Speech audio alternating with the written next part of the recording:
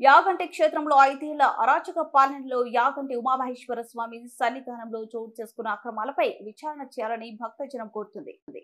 4 దశాబ్దాలుగా సేవలందించిన స్వామివారి రథం ఎన్నికలకు ముందు మాయమైనప్పటికీ అధికారులు మౌనంగా ఉండిపోయారు. రాతి చక్రాలు, విభిన్న కళాకృతులు, సుమారు 4 టన్నుల ఇనుముతో తయారు చేసిన సుమారు 12 అడుగుల ఎత్తు ఉండే రథం ఎలా మాయమైందో మిస్టరీగానే మారింది. ఆలయ గర్భగుడి వెనుక సహజ సిద్ధంగా ఏర్పడిన కోనేటి నీటితో స్వామిని అభిషేకిస్తారు. అందులో కొందరు భక్తులు కాళ్ళు కడుగుతున్నా అడ్డు చెప్పేవారు లేకుండా పోయారు. అందులోనే ప్రసాదాలు, ప్లాస్టిక్ కవర్లు, ఇతర వ్యర్థాలు పడేశారు. కోనేరును ఎప్పటికప్పుడు శుభ్రం చేయాల్సిండగా పట్టించుకునే వాళ్ళు లేరు. స్వామిని అభిషేకించేందుకు టెట్రా ప్యాకెట్లలోని పాలు వినియోగిస్తుండటంతో శోచనీయం.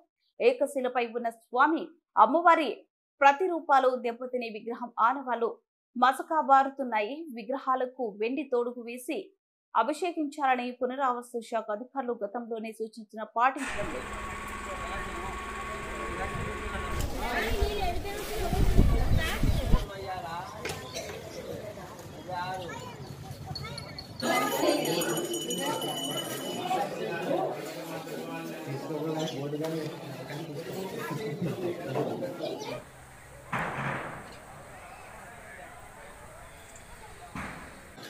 మేము నామకరణం చేసినాము, మా సార్లు చెప్పినాము, మేము చేసినాము, పకడ్బందీగానే ఉంది అని బాగానే ఉంది, గట్టిగానే ఉంది చెప్పు.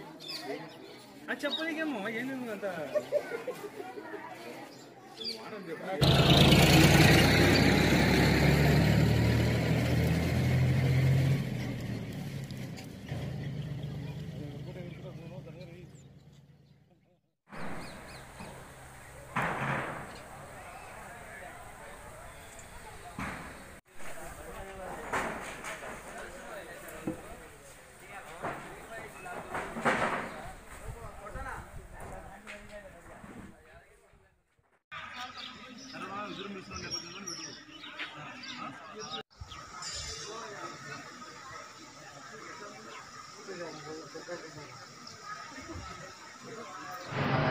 Gracias.